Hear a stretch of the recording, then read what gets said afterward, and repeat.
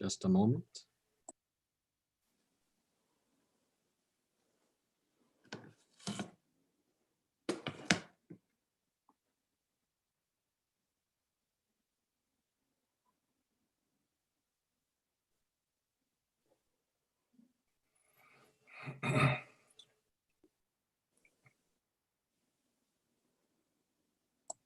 Going live in 3, 2, 1. Bonjour mesdames et messieurs, mon nom est Hamid Georgiani. En ma qualité de président de ce groupe de réflexion sur le Moyen-Orient, c'est un grand plaisir pour moi de vous accueillir et vous souhaiter la bienvenue à la 4e événement de notre programme pour cette saison. The premier event was held in September and featured His Excellency John Allen, former Canadian ambassador in Israel, who provided a his perspective about the state of affairs in Israel and normalization of relations between Israel and United Arab Emirates and Bahrain.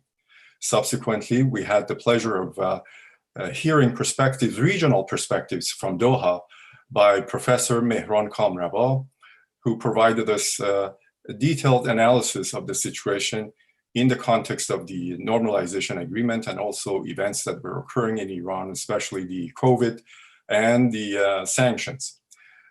That was followed by a presentation by Dr. Michael Atalla, who focused on the state of affairs in Lebanon, especially in the context of the massive, disastrous explosion in Lebanon, in Beirut. And today we have the great honor of providing you with a European perspective about the security and other aspects of the Near East. Today, I'm also very pleased to have the presence of my mentor and former Canadian diplomat, Ambassador Margaret Huber, who has graciously accepted to moderate this session. Many of you know Margaret. Margaret is a distinguished diplomat who has served in different regions, specifically in Asia, Europe, and the Middle East. So she's well aware of the file and the specific aspects of the file, and we are lucky to have her as a moderator.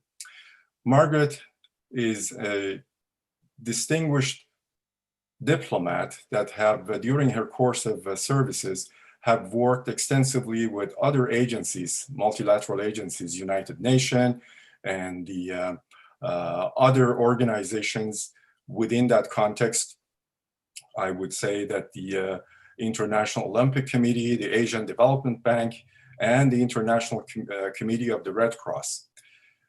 She's a strong believer in lifelong learning, and she's a graduate of McGill and the University of Ottawa and Harvard Business School's Advanced Management Program, as well as the Institute of Corporate Directors and a fellow of the Harvard Advanced Leadership Initiative.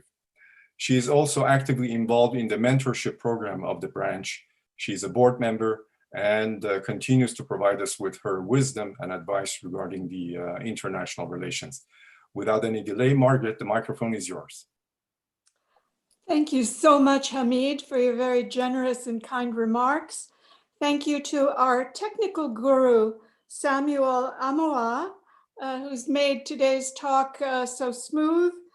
Samuel is a student volunteer. He's also our Director of Communications and co-chairman of the Intelligence Futures Study Group. And thank you all for joining us for the latest CIC virtual event, today featuring a distinguished Berlin-based scholar from the SWP, the Stiftung Wissenschaft und Politik, or Institute for International Security Affairs, Germany's leading think tank for security and global affairs, with over 140 staff, not counting fellows and research interns. During her keynote address, Dr. Zamirirad will share, as Hamid said, European perspectives regarding potential nuclear talks and the prospect of a new political compromise between Iran and the US.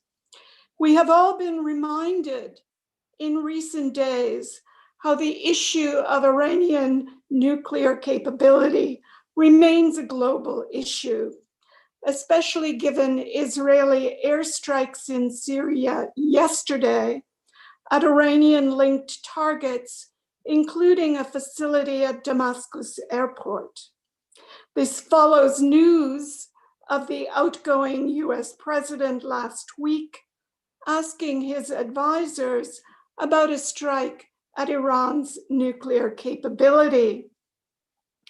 We are delighted that interest in today's event has been so strong from current and past diplomats, NGOs, academics, and students.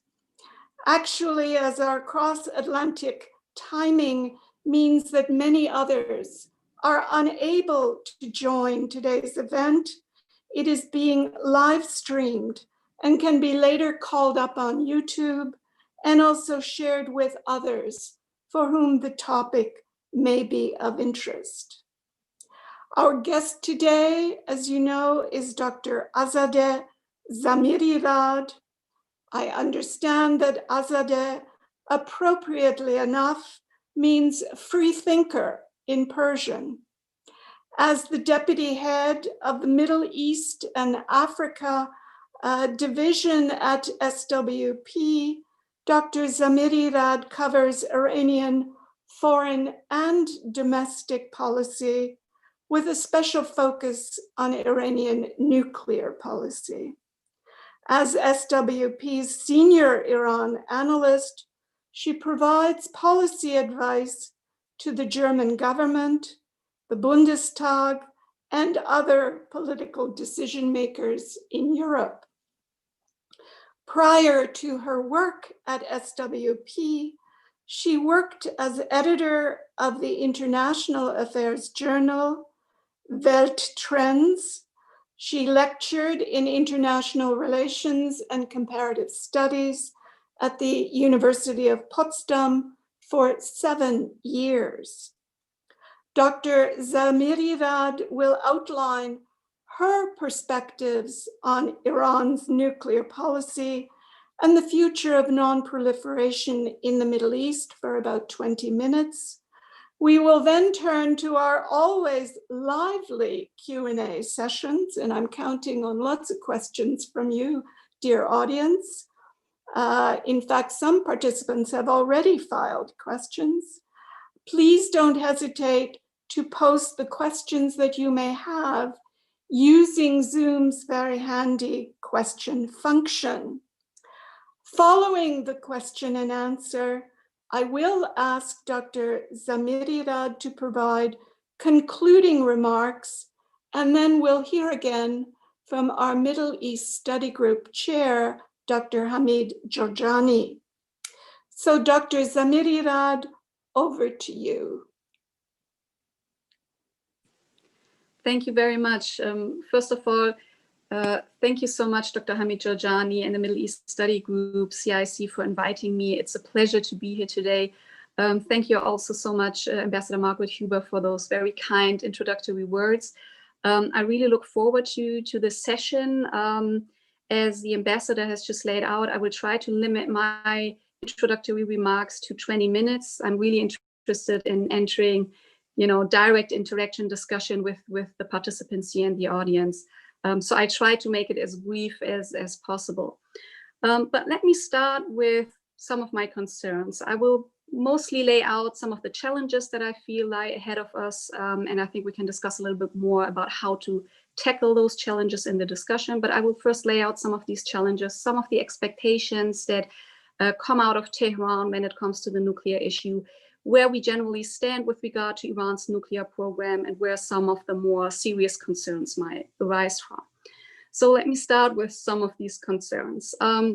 I think we are entering a critical phase when it comes to non-proliferation in the Middle East with regard to Iran's nuclear program. Tehran has consistently ramped up its nuclear activities and its technical capabilities in the past month, ever since May 2019, and continues to ramp up its program. At the same time, we have possibly, or most likely, a new US administration under Biden that has indicated time and again that they would be interested in entering new talks and possibly coming back to some sort of compliance with the JCPOA or the original nuclear deal. But of course, at this point, we don't know yet for sure how clearly the Biden administration is planning to manage to solve these kind of issues and to tackle them. We've heard some different signaling coming from the Biden camp here. And also within the next 9 weeks before inauguration, there's still a chance that the Trump administration, as the ambassador has already laid out, might take action and follow or pursue a policy of scorched earth and do anything that they can in their power to make this way more for the Biden administration than it already is to enter substantial talks with Iran. So there's a lot of potential for escalation lying ahead in the 9 upcoming weeks alone, let alone all the challenges that lie ahead of us afterwards. So how did we get here? Obviously, the 2015 nuclear agreement was a massive, a giant breakthrough for non-proliferation efforts in the Middle East, not just in the Middle East, actually, but on the global scale. And subsequently, we saw Tehran fully implementing its obligations, fully committing to what it had promised to commit to in the JCPOA, as was confirmed by every single report by the IAEA at that time. And still, unfortunately, we went into a phase in US policy where the Trump administration decided in May of 2018 to no longer stick to their commitments and their part of the agreement and instead follow a policy of maximum pressure. Now, Tehran didn't respond initially in kind.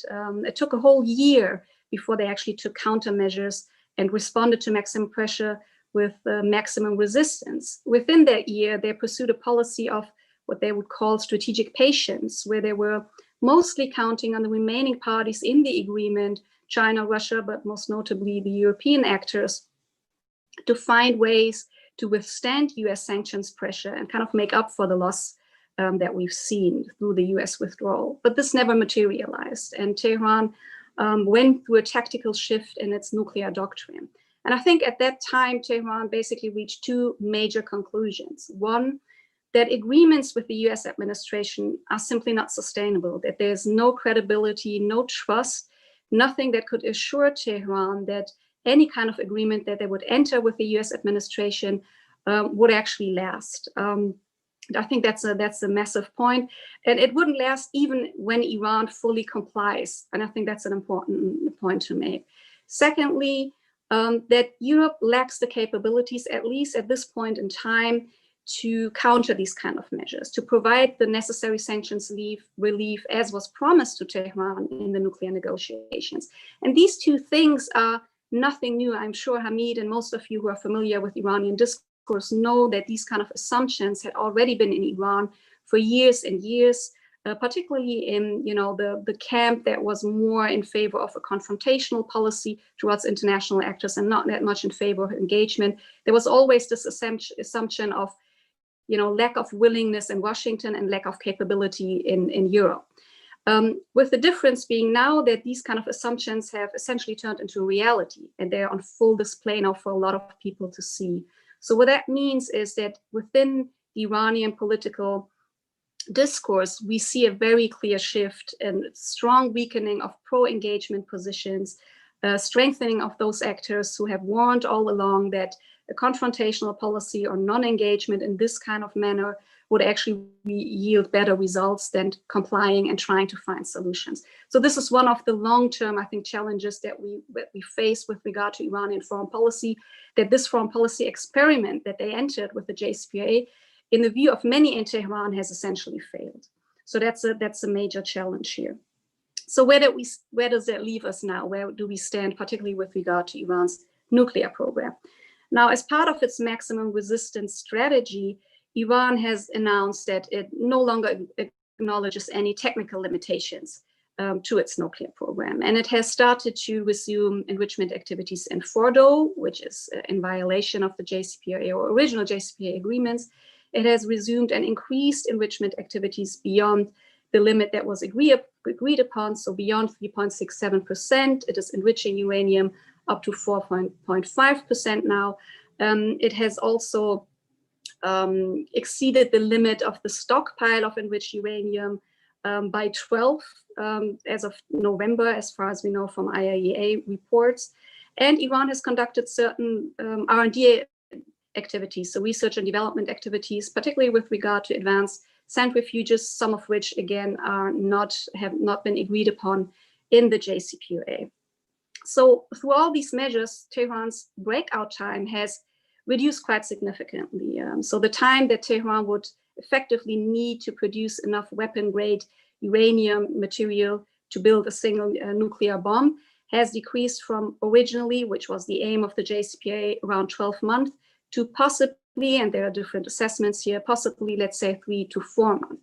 Now, what does that mean? Does that mean Iran is very close to producing nuclear weapons, or are we on this path now? And I would say no, we are actually quite far away from it for different reasons. First of all, on the technical level, producing enough material is not sufficient to have a nuclear weapons capability. There are a number of further steps that Iran would have to take after it would be able to amass this kind of material that Iran would have to take to be able to produce an actually functioning nuclear weapon. And we can talk about that a little bit more later on. But that process alone would probably take Iran a year or two, we don't know for sure. But we are not talking about a time span of 3 to 4 months. So I want to caution a little bit against these breakout time spans that we always talk about when we talk about nuclear capabilities in Iran, that in reality, we are not that close to this kind of capability.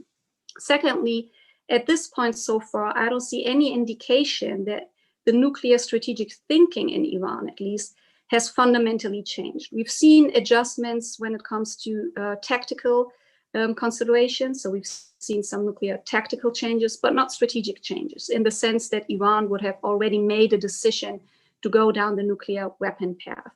So far, the IAEA has also confirmed that they don't see non-diversion from the civilian program that Iran is following right now. All the steps, or let's say more precisely, most of the steps, technical steps that Tehran has taken are actually reversible. And Tehran has said again and again that they're willing and actually hoping to come back to full compliance if the US is willing to come back to full compliance itself and lift some of the sanctions that they promised to suspend throughout the JCPOA.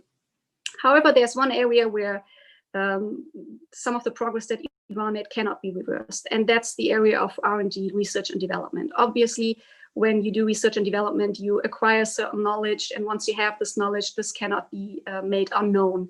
So we are already in a phase where there is no going back to the status quo ante. We will have to make adjustments to the nuclear deal if all parties are going to go back into full compliance that more thoroughly and accurately reflect the current state of Iran's nuclear program. So already there need to be some adjustments made here. Furthermore, and I want to make that point on nuclear strategy in Iran, so far, and I think we should take note of that, Iran is still in the JCPOA. Iran is still cooperating with the IAEA. Inspections are ongoing. The nuclear program is still under international supervision. Even despite, very difficult COVID-19 conditions, it still continues. There is no, as far as we know, hidden activities here. Those kind of transgressions that I've been talking about, where Iran has resumed some of its enrichment capabilities beyond the limits of the JCPOA, they were previously announced. So it's all out in the open from what we know right now. There's no covert activities going on that would indicate at this point that Iran is really taking a different kind of strategic approach here. Now, some of the challenges and constraints that I see, though, in the domestic sphere might make things a little bit more complicated. And this is the next area that I want to focus on. Iran will enter presidential elections in spring of next year. Now, it's important to note that any new government in Iran, regardless of whether it's going to be a hardline government, reformist, moderate, whatever, will not be able to change nuclear strategy in Iran. These are fundamental foreign policy security decisions that ultimately the supreme leader takes in coordination with different formal and informal institutions in the country. So it's not going to be the government that's going to be decisive here. However, any government, and we could assume at this point, at least, it's very likely that more conservative voices will be successful in the upcoming elections in Iran rather than moderate and reformist voices. And as I've indicated before, the pro-engagement camp overall has been significantly weakened in Iran. So we can assume that the next government that might be in place in Tehran might be a little bit more difficult to handle.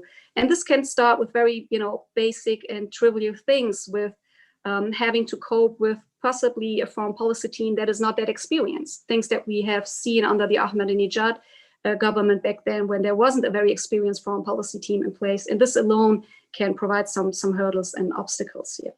But also what we see in Tehran taking place for quite some time now is discourse in Iran changing, with more and more people asking for the government not only to get out of the JCPOA, but actually get out of the Non Proliferation Treaty, the NPT, altogether. So domestic pressure is rising, and it will be rising with the government as well. And what the nuclear discourse history in Iran has shown is that the supreme leader, obviously in all foreign policy and security matters, doesn't operate in a political vacuum. He is affected by political discourse. Political discourse and decision-making in Iran is shaped by political discourse in the Tehran sphere. So if we have a government in place that might not necessarily be that much interested in engagement, and if we see more domestic pressure rising, with time, we could see a more stronger shift within the political debate and discourse in Iran that might not be too helpful when it comes to reaching political conclusions here. So one of my main points that I want to make that is important in my point of view is that the time frame and the window of opportunity that we have isn't as big as it might seem. And not because any new government in Iran would automatically go on confrontation modus, but the longer it takes to see some kind of positive results, to see a serious intention on the side of the Biden campaign to enter talks and to come back into compliance, the more there is a risk that we see shifts happening within the political sphere in Tehran and negotiations actually becoming more and more difficult here. And bringing me to my last point, now what are some of the expectations that Tehran actually has with regard to negotiations and talks? And I just want to open up three bigger issues that we can discuss a little bit more during our open and Q&A session. One is the question of compensation. Tehran has made it clear that they do not expect the US to just return into compliance. They feel that they are entitled to some sort of compensation for the economic damage that the Iranian population in particular and the system as a whole has suffered through maximum pressure. The second issue is this issue of assurances. How can we enter an agreement with what kind of mechanisms that we can put in place that ensure that this time any kind of agreement will be more sustainable, that there wouldn't be mechanisms in place that would put Iran at a severe disadvantage when one of the actors and participants violates the terms of the agreement, as the United States did, with no real chance or opportunity for Tehran to respond within the framework of the agreement. So assurances will be a huge issue. And the last one, I think one of the expectation, again, is the question of sequencing. That is, which actor, which side should take the first step, what should come next. And here, Iran obviously has the expectation that first the United States needs to come back into compliance, needs to take first step, lift some of the sanctions, and then we can enter, and then we can get into compliance for compliance mode here, and possibly other discussions. So these are some of the expectations here. Let me end it with, the last kind of caution here, that if we don't move fast enough in a more substantial manner, this is not to say that we could solve all these issues within a couple of weeks or months, but that is to say that we should be able to take first substantial steps to make sure and signal clearly to Tehran that there is an interest to find a political solution, because in Tehran, as of now, there's still an interest to finding a political solution. We should try to use that momentum. If we fail to do that, and if we take a very long time and things might shift in Tehran, this might have very severe repercussions for the region as a whole. If we see a very worst case scenario where Iran would actually get out of the NPT, or where there would be uncertainty over which direction Iran's nuclear program will take, because there wouldn't be IAEA oversight and the like, this uncertainty alone would probably be enough to prompt action by other regional actors for whom these kind of uncertainties would simply be unacceptable, including Israel. It could also prompt a more nuclear proliferation race in the Persian Gulf in particular, countries like the Saudi Arabia have indicated in the past that they would not just sit idly by, but would take measures and countermeasures and maybe follow a more serious nuclear program of their own. So this has repercussions for the region and beyond. And this is why I think taking action is so important, where Europe can play a role, where Washington needs to play a proactive role and be very careful about the kind of messaging that they're sending. There is a window of opportunity, I believe, for a political solution, but we need to act fast.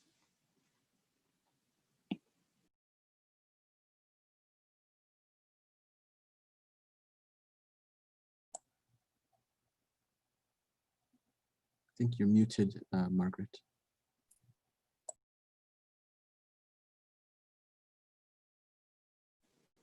My apologies. Technology, we're all getting more used to it. Thank you so much. That was a wonderful tour d'horizon. And I think we're going to dive right into questions. Although you have already addressed one earlier written question we had received, is there anything you might wish to add to that particular question? That is, while Iran may well generate enough nuclear explosive materials for a bomb, that's not actually enough to make one.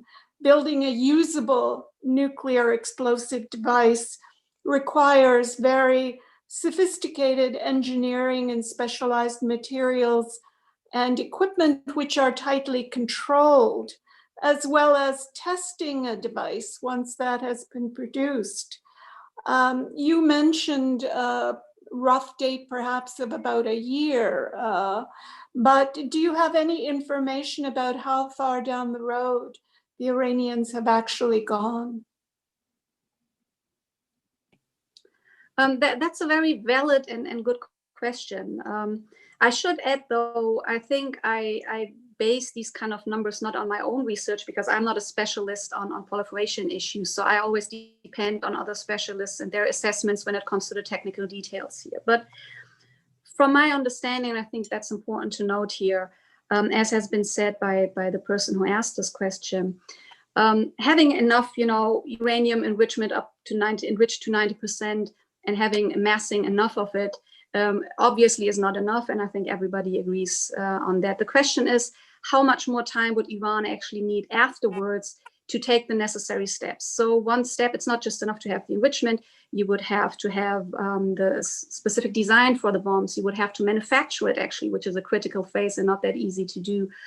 You would need a delivery system through which you could actually deliver these kind of nuclear bombs. So you would have to make them really small and have missiles that you could actually attach them to, or submarines where you could attach them to. So there are a lot of processes that you would have to go through, the last of which would essentially be testing, though you might say that Iran maybe wouldn't even want to test it. You don't necessarily would have to test it, but you do have these kind of different stages that would take, each of which would take time. Now, there is some debate and different assessments on whether or not Iran already possesses a nuclear weapons capability. And this depends on how you define capability.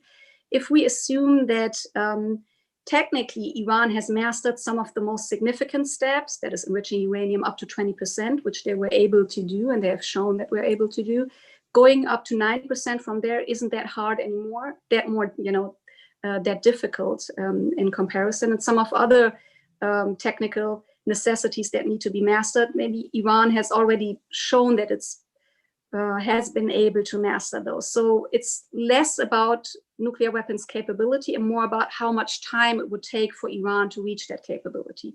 If that's the case, then we should rather focus on political solutions here and the question how can take that decision.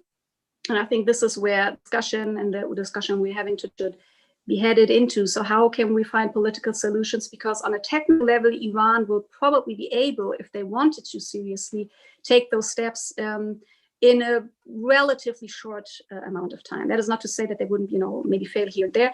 We know from the program in the past, if we assume that they stopped their activities in 2003, had some military-related, weapons-related activities in the 90s and early 2003s, they hadn't at that point at least mastered all necessary steps.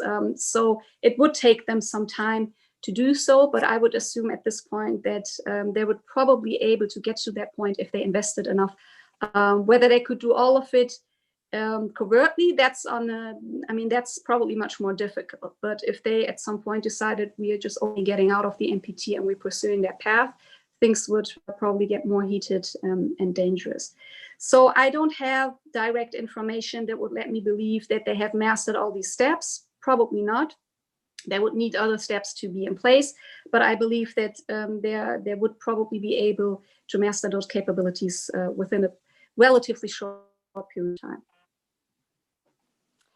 Thank you so much. Our next question is one to which you've already alluded, but let me lay it out and ask you to comment more fully. And this question is from Peter McKinnon, who thanks you for your very informative talk and who asks, can you comment on the potential for proliferation of nuclear technologies in the Middle East? You mentioned Saudi Arabia, but in addition to that, in terms of nuclear power and nuclear weapons, with respect to weapons, what about delivery systems? Thanks, Peter McKinnon. Do you want me to answer directly, or would you like, should we collect some questions? The next question is quite different, so why don't you answer this? Okay. With regard to proliferation in the Middle East, and I've only alluded to that a little bit here. At this point, we have two actors, obviously, Iran and Israel, who have certain nuclear capabilities. One is more in the open, and one is known to have a nuclear weapons capability, but is not open about it.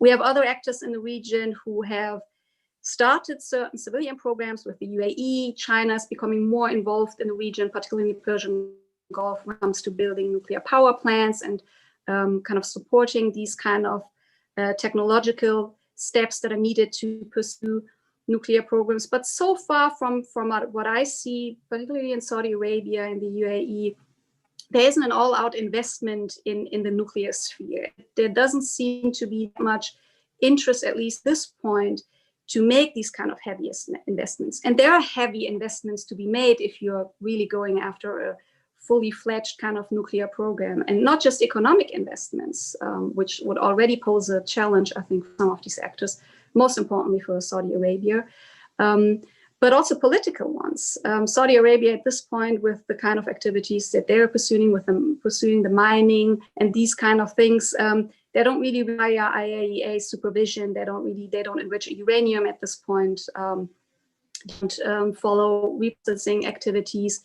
These kind of things will require way more supervision, way more decisions on how to kind of make sure that you're under the umbrella of certain restrictions that states do not necessarily want to make. Let's just remember that the JCPOA and the kind of commitments that Iran has agreed to are quite exceptional. I mean, this is the most far-reaching verification system and regime that we've seen to date for an NPT member. This is not a very regular or normal thing for every state necessarily to want to be under.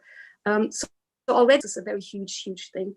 I believe that the proliferation issue will be more pressing, more problematic once we reach a state of uncertainty regarding Iran's program. Not necessarily a state where we really believe or know that Iran would go for nuclear weapons. I believe the uncertainty alone would prompt some action, because as soon as there's no IAEA access to Iranian sites anymore and nobody can really verify what's happening on the ground, the uncertainty alone of whether Iran would follow a nuclear weapons program cannot be acceptable to a number of actors. And here, I think countries like Saudi Arabia and UAE might be willing to invest more. There's different speculation in terms of proliferation, whether there have been agreements in the past with countries like Pakistan, for instance, for Riyadh to just purchase certain technologies or get certain technologies here. But this is, I think, a lot of it is speculation, and it's not really clear whether such a thing or agreement would ever actually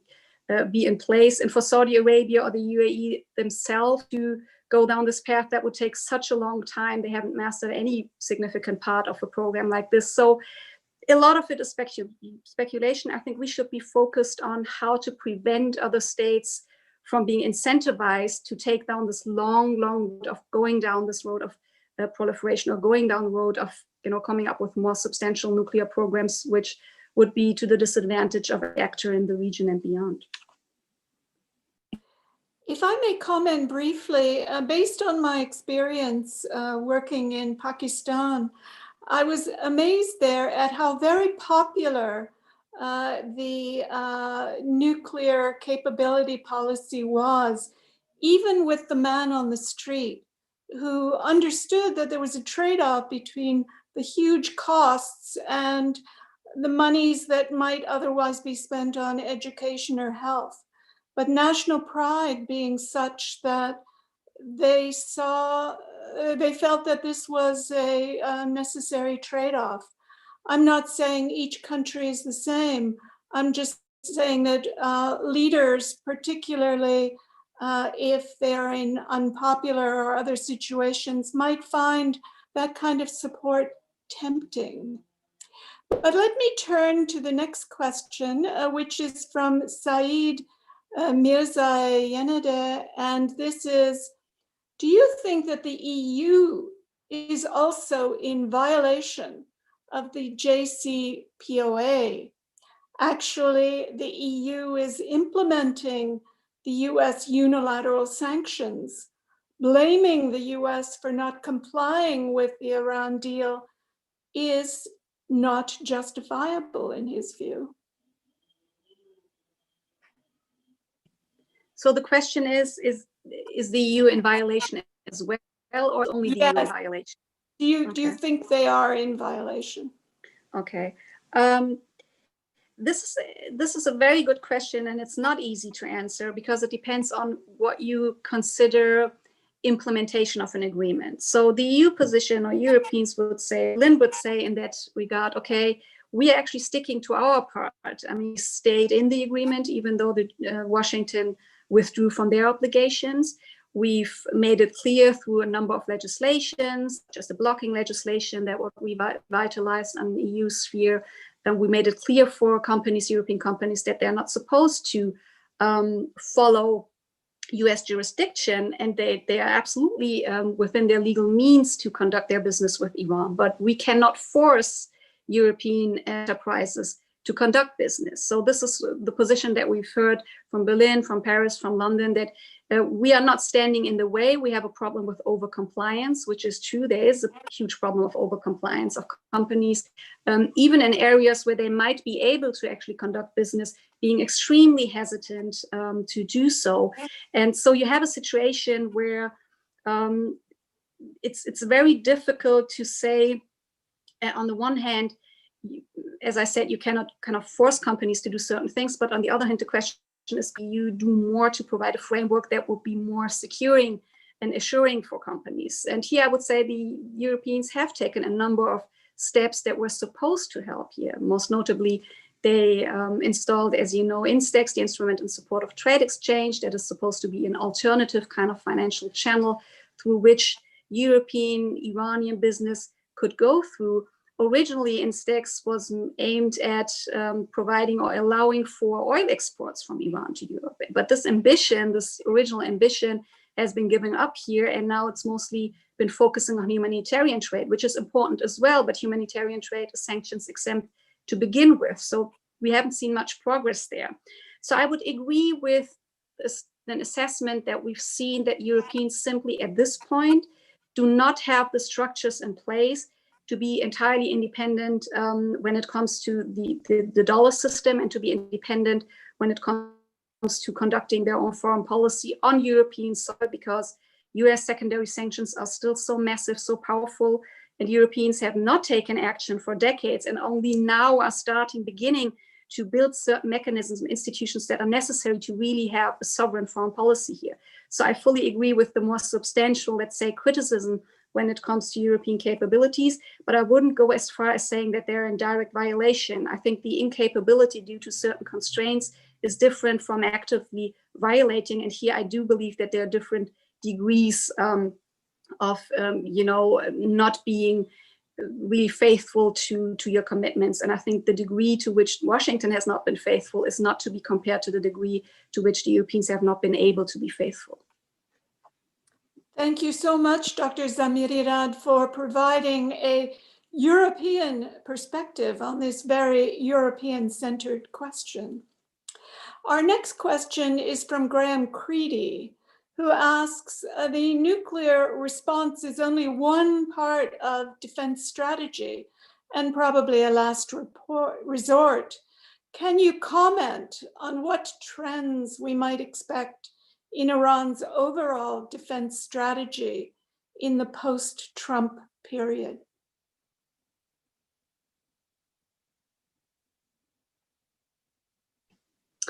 Yes, thank you. I mean, looking at Iran's overall security doctrine, it has been very much deterrence-based and basically also out of necessity. If you look at the Islamic Republic's military posture, if you will, they're at a severe disadvantage to begin with. They don't really have strategic partners on the interstate level. Russia is not a strategic partner of Iran. Russia is a tactical kind of partner through which Iran has managed to, pursue some of its interests in parts of the region, let's say in Syria, but that's a very tactical kind of temporary alliance that doesn't really build upon this idea that there's a strategic alliance in place where there would be military support or fundamental political support by Russians in case of a conflict. So Iran lacks strategic partners on the national level. Iran doesn't have the kind of financial means to really heavily invest in its conventional capabilities. Iran doesn't have the political means because for a long time, obviously, there were a lot of sanctions and embargoes in place with regard to weaponry and also with regard to Iran's ballistic missile system. So Iran has traditionally always relied on more of unconventional capabilities and more on trying to compensate for these kind of structures that other neighbors and rivals of Iran actually have, like Saudi Arabia or the UAE, who also receive security guarantees from other actors. None of those which Iran could actually have in place for itself. So Iran has looked for more of a deterrence kind of capability by investing in non-state actors, first and foremost in the region, by investing heavily in its ballistic missile program to be self-sufficient in these areas, and also by investing in a way in its nuclear program here. And I don't expect Iran to fundamentally change this kind of approach. I mean, they call it forward defense, this idea that we have to move forward in the region through non-state actors, that we have the means to certain other actors in the region to prevent them from coming to Iranian soil territory, to prevent them from using their huge military advantage towards us. Obviously, we know from activities from Iran in the region that their activities go far beyond forward defense. But overall, this idea is that they need to protect themselves through these kind of unconventional means. Now, why would they change that as long as this kind of security perception remains the same? And this is, I think, where we need to rethink our policies towards Iran when we talk about ballistic missiles, when we talk about Iran's regional activities.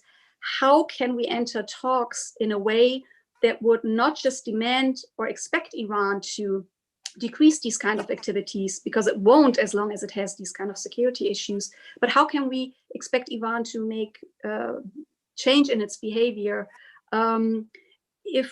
as long as we don't have a system in place that would also address legitimate security concerns on the Iranian side? And I think there are different approaches that we can use.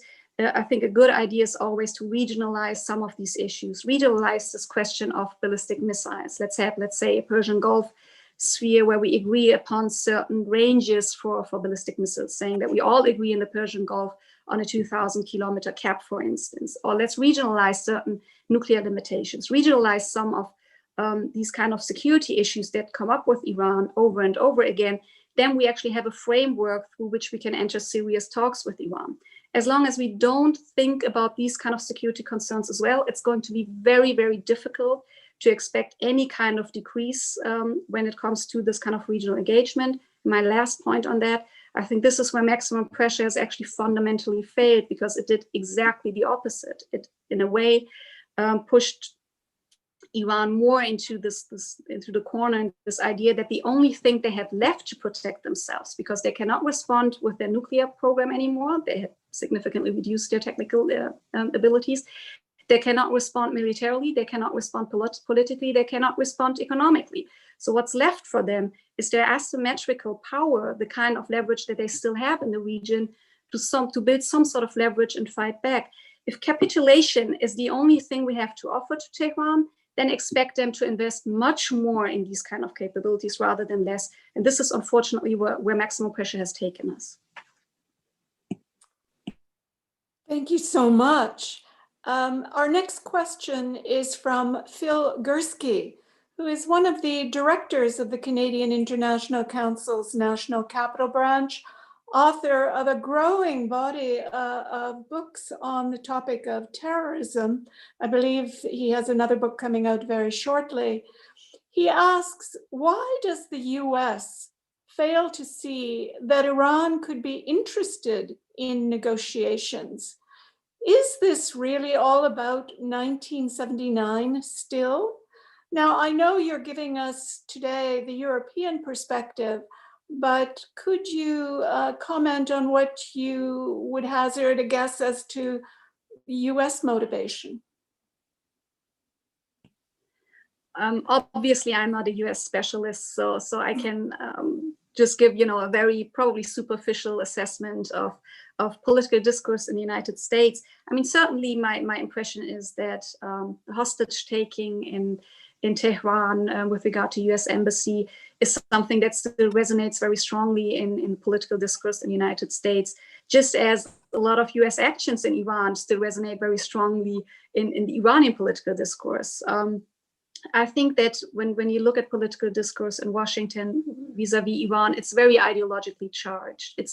It's very difficult to have substantial kind of discussions on Iran that are not that ideologically charged. It's not a subject where you could really benefit from as a politician, a political decision maker, to come forward and say you're looking for some sort of political understanding with Iran, you're looking to negotiate with the Islamic Republic, you're looking for diplomacy with the Islamic Republic. This is nothing that would, come with any kind of political wins, or that would, meet a lot of support with your constituents. So it's actually a topic where you can almost only lose. That's one of my main concerns here with the Biden camp, obviously. And here I would say there is some scope for hope. We've heard from the Biden camp and from Biden himself during the campaign that there is a willingness on part of Washington to enter talks, to talk not only about the nuclear issue, but actually beyond that, to build on the JCPOA and to build on the kind of nuclear compromise that might be possible, and address issues such as the ballistic missile program or regional activities, as difficult as all these may be. But the question is, how much political capital does he have? How much can he actually invest? How much can he do, particularly in this very critical initial stage? What kind of first steps can he take that would gain some support in Congress, which is going to be difficult? I mean, Democrats have not that big of a majority in the House of Representatives. They won't have a majority in the Senate. Congress is already not really, that you don't have to bond of the Islamic Republic. You just want to have an administration in place that is looking for diplomatic solutions, which already would be a huge plus. But it's not going to be easy for any administration, particularly with the Biden one, to follow maximum pressure, where every step that he will take with, let's say, new executive orders and trying to come up with, reversing some of the actions that President Trump has taken, and without seeming weak, maybe with regard to Iran. So it's going to be a very, very difficult, I think, path for him to go down on. But I think it's absolutely necessary. It's necessary to have that push from Washington to prevent further proliferation crisis in the Middle East, to prevent further military escalation. I think that's the way to go. If I might interject a related quick comment and question, it appears that overnight the Iranian foreign minister indicated that on the question of reparations for the sanctions, that he believed that talks could go forward without insisting on that kind of quid pro quo in advance of further talks. This appears to be to encourage the Biden camp. What do you think of that? With regard to compensation, I think it's important to note that when Iran speaks of compensation, they don't mean writing a check for Tehran, right? They know, they're realistic enough to know that obviously Biden will not make any kind of financial contribution that would be seen as compensation. That's just not going to happen. What Iran tries to do with this talk of compensation, I think it serves different purposes here. One, of course, they have to kind of appeal to the domestic pressure that we see in Iran, where people say, well, we've been waiting here for years now. We've seen severe economic damage, and you just ask them to come back. That's not going to be enough for us. They need to compensate. So I think the government and negotiators have to bear that domestic sphere in mind when they come out with these kind of claims. It's also supposed to display and show how much economic damage actually Iran has taken from maximum pressure. And there has been severe economic damage. There has been a lot of suffering for the Iranian population. Partly, obviously, a lot of it comes from the Iranian political system itself, where Iranians suffer a lot politically and economically, socially. But additional pressure has been put on the Iranian population from the outside, from the United States. And talking of compensation is supposed to strengthen that point that there has been significant damage, and that we should recognize that there has been damage put on the and harm put on the Iranian population. And I think, lastly, also, I think for Iran, it's really important that kind of the international community acknowledges that they were the ones sticking to their commitments, and they're still in the deal despite these kind of damages that they have suffered. So from the Iranian perspective, and I think one of the people who asked this has alluded to that, from the Iranian perspective, they believe that they're the only one who actually ever fully implemented the deal, and they're the only one who ever paid a price.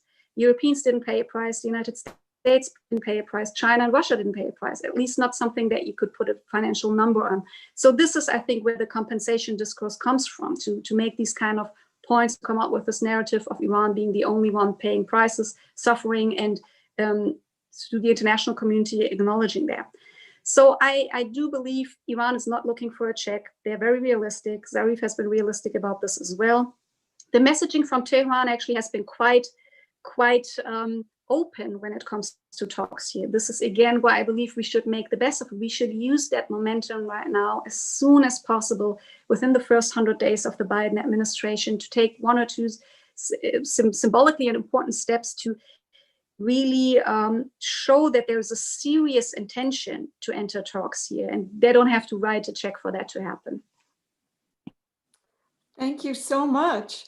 Our next question is from Mark Bailey, our former ambassador in Damascus, in Ankara, in Vienna.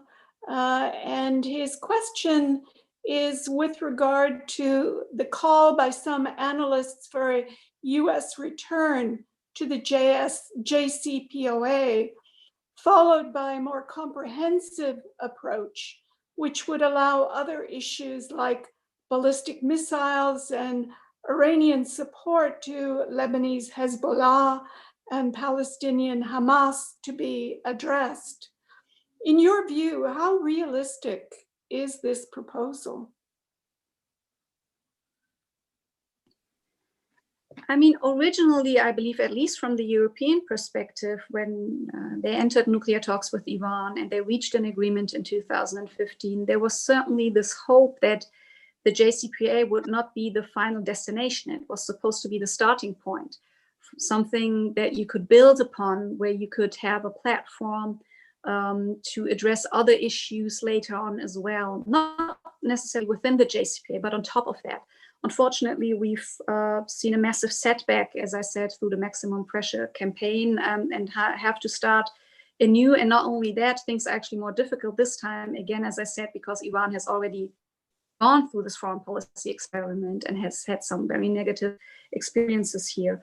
I do believe that it's possible to address issues beyond the nuclear case with Iran in the long term, But I do think that some sort of political understanding with regard to the nuclear issue is actually a precondition for any other talks to take place. I don't see Iran entering any kind of serious talks in parallel of nuclear talks. If the nuclear talks fail, if we don't find some sort of political understanding, whether it's compliance for compliance, whether it's the US just implementing Resolution 2231, or doing any kind of taking other kind of steps that would suggest that it would not stand in the way of sanctions relief and actually actively provide sanctions relief.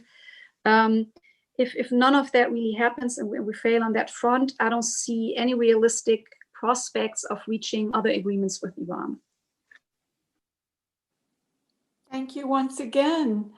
Our next question is from, again, Saeed Mirza Yagane. And what can the EU do to facilitate a quick return of the US to JCPOA?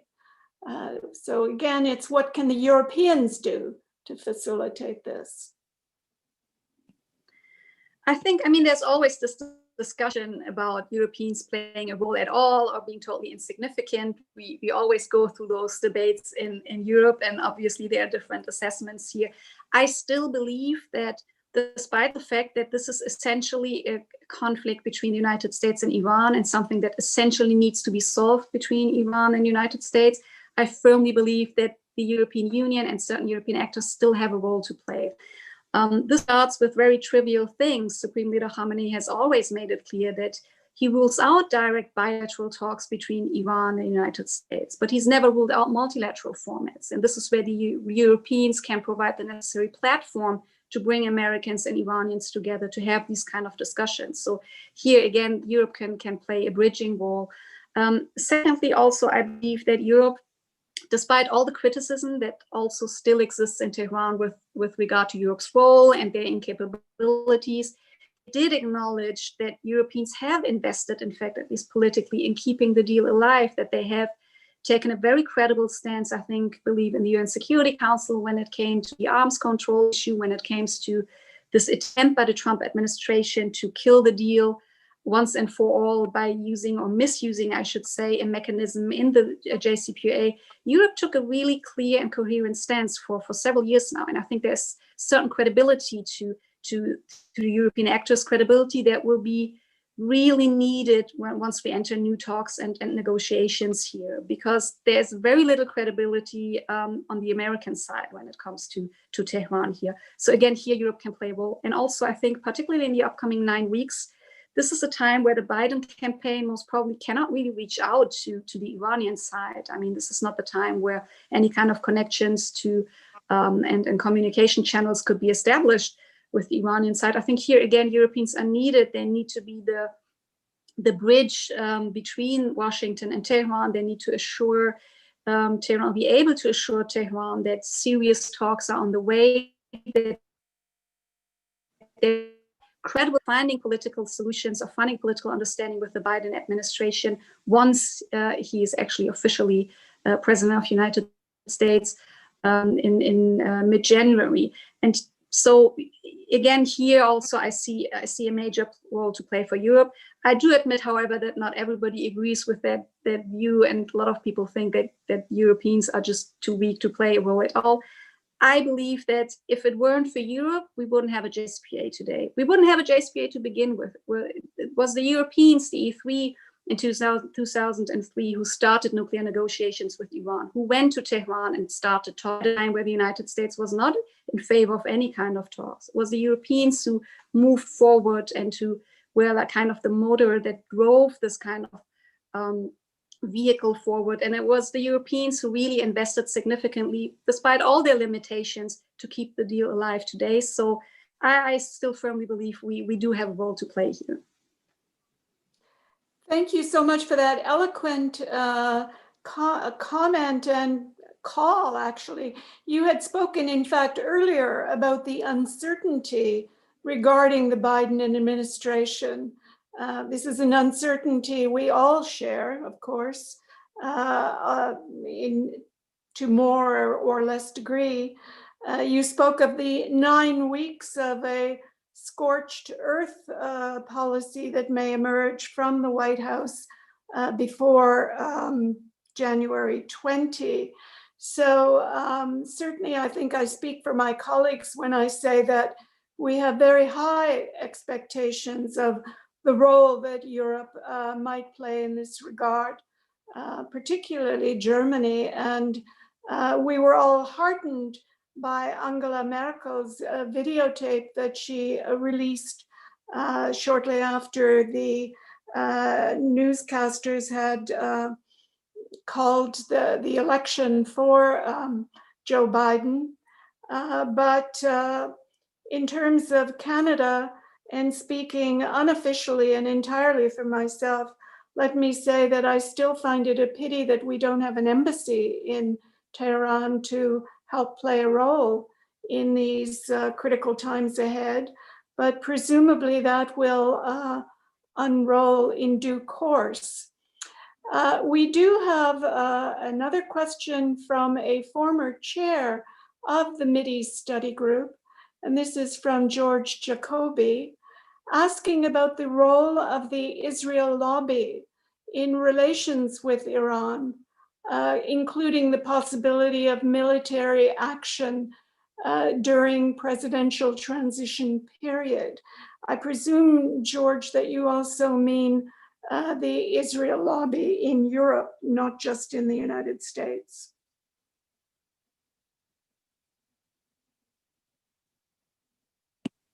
I mean, there isn't much that I can say on that because that's not really a subject that I deal with thoroughly.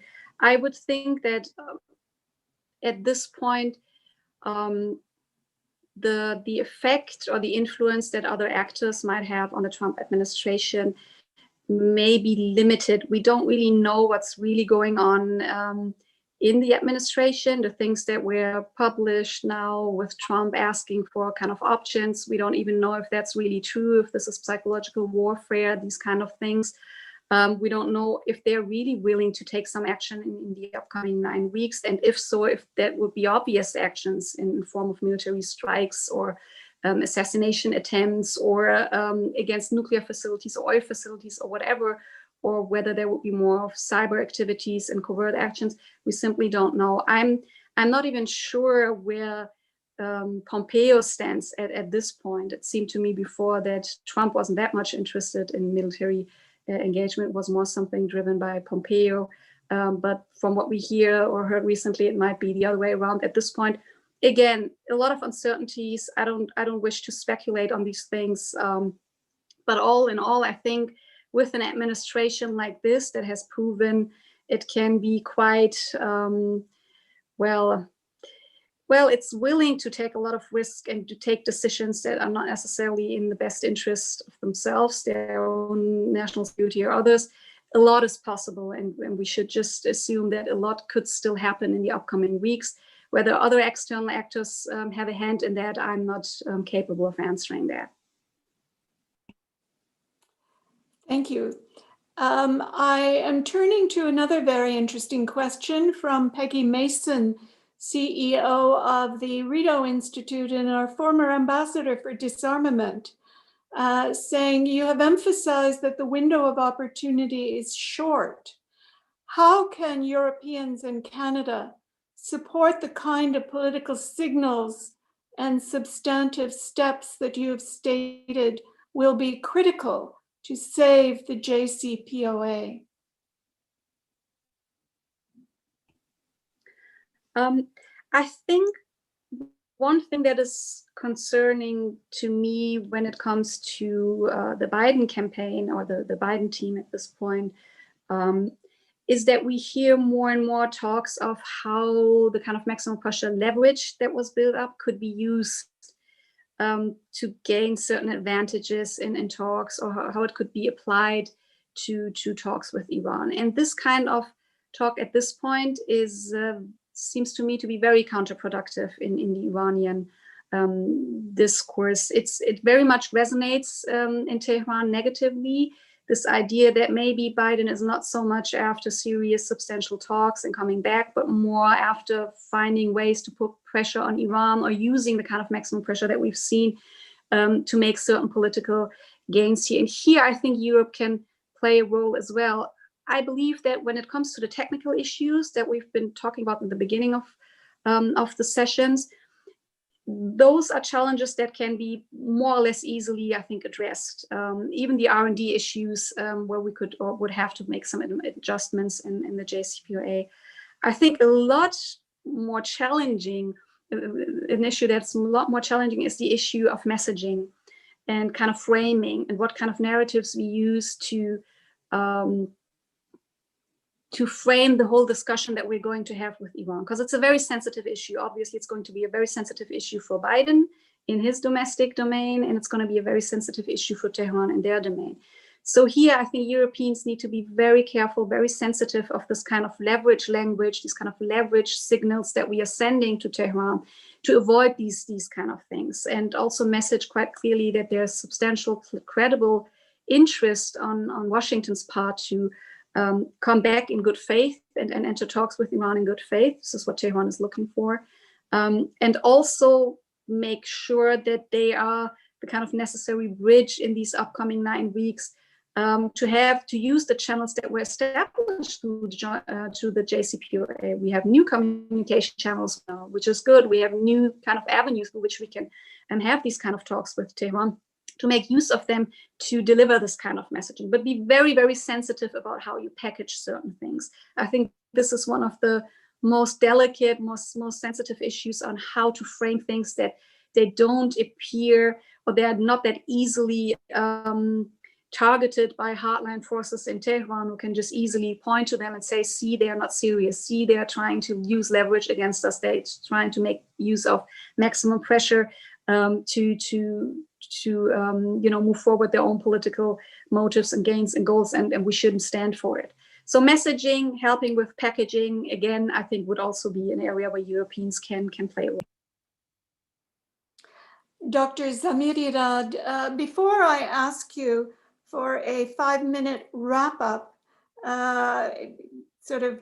pulling together what you think the audience should be hearing, let me say with great admiration how pleased that you have shared so generously your perspectives, your time, and it really is in a way a pandemic silver lining that, thanks to forcing us to go virtual for so many of our activities, it allows us to call upon talent like yours and draw scholars like yourself into our discussions. And I certainly hope that it will not be the last time that you're with us in discussion. So Dr. Zamirirad, anything that you would like to say in conclusion before we turn the mic back to Hamid, so to speak? Thank you so much, Ambassador Huber. Thank you very much also for the very, very interesting and good and demanding questions, challenging questions. I really enjoyed that. Obviously, I would prefer seeing everybody in person and have direct personal interaction rather than speaking into my kind of tablet here. It's always a different feel. But I really appreciate everybody taking the time to come out here and provide their insights and their comments and their questions. I think it's become obvious here what my main point is. I think things that I want to say and make clear is there's an interest, I think a serious interest on the part of Tehran to remain in the JCPOA, to have a nuclear compromise that works. We've seen a lot of diplomatic kind of messaging and efforts on part of Tehran with regard to compensation, other issues where their demands, if you will, aren't as high as they might have seemed in the beginning, where there is willingness to find a solution. So it means that we, from the European side, but also from US side, Canadian side, and other international actors can make use of this window of opportunity that we have before things might shift into a different direction, also domestically in Tehran. Use that window of opportunity, be very careful, sensitive about the kind of messaging, and be willing to really build upon this idea of a compliance for compliance, return to the nuclear agreement, because then we actually have a chance to build upon that and have a more coherent and also transatlantic common approach vis-a-vis Iran on other issues that are also of concern to us, including human rights, including regional activities, including ballistic missile program. All these things need to be addressed, but we need to really address the nuclear issue first and make sure that we prevent another non-proliferation crisis or proliferation crisis in the Middle East. Thank you. If I might beg your indulgence for one final question that has just come to my attention, and that also concerns China, a country about which many Canadians have views, according to all the latest polls. And the question is from Graham Creedy: are Iran-China relations such that China might at some stage supply the hypersonic anti-carrier missiles to Iran, possibly denying US carriers access to the Gulf? Do you have any views on that? I mean, I can speak a little bit generally, I think, on Iran-China relations. I'm not that enough in, in the Chinese debate when it comes to the security realm and how open Chinese government would actually be to provide these kind of technologies that would shift kind of balances when it comes to deterrence capabilities and these sort of things. I would assume that they wouldn't be that willing to do so willy-nilly. I think that would require probably more than that, but that's just an assumption. I'm not a China expert here, but overall, I believe that there is a bit of an hype or overhype over Chinese or Sino-Iranian relations and the degree to which these kind of relations go. There's been a lot of talk on the strategic partnership agreement that they have entered, and China does that with a number of countries. Strategic partnerships, they sign something and declare something. Doesn't mean that there's really a strategic partnership in place here. Obviously, China plays a big role on the Iranian market, in the Iranian economy, and this, I think, over time would also have some political implications. China will remain a very important actor for Iran. We see a renewed look to the East policy by Tehran, where actors like China, Russia, also India will play a more significant role.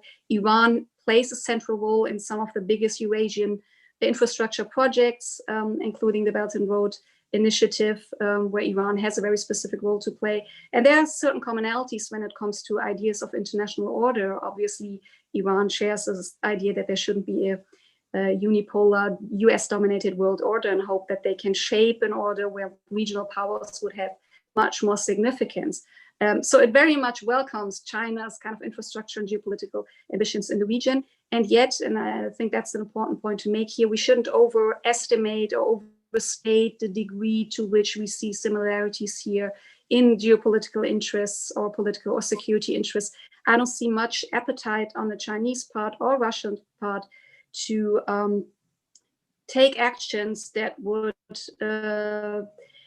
fundamentally alter certain, as I said, balances, security balances in the region, and risk being dragged into bigger conflicts where they would have to position themselves next to Iran or another actor, where they would essentially risk the good relations that they have with nearly all regional actors there, with Israel, with Saudi Arabia, with Iran. So I think they are probably more risk averse than we assume them to be. Dr. Zamirirad, dear Azadeh, thank you so much. I know I've learned a lot, and I'm sure our audience has enjoyed thoroughly the discussion. Let me turn things back over to Hamid at this point, and over to you, Hamid. Thank you very much, Margaret. It was really a treat, judging by the number of questions and the depth and breadth of the questions and the answers that you provided. I can assure you that we had a very good session, and we thank you, Dr. Zamirirad, for your insights and sharing your perspectives with us. I was also very pleased that you demystified the role of Russia and China, because not too long ago, we had a speaker from the NATO Association of Canada who very specifically said that Russia and China have been using Iran as a bargaining chip with the US. So they haven't done much in terms of the compliance to the agreement either. Once again, it was a treat to have you to share your European perspectives with us.